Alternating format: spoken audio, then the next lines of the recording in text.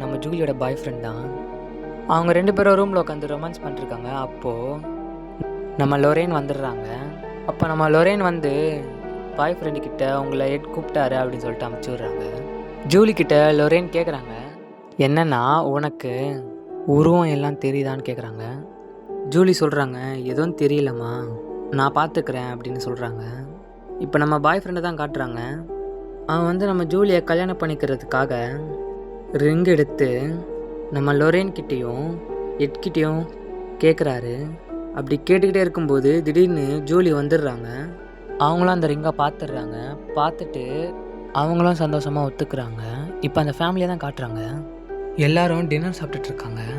அந்த பொண்ணு கத்துறா, ஏதாவது பண்ணுங்க, இல்லைன்னா ஒருத்தர் சாக வேண்டியதான் அப்படின்னு சொல்லிட்டு கத்திட்டு அவர் ரூமுக்கு போயிடுறா. இப்போ அவங்க அப்பாவை காட்டுறாரு. அவர்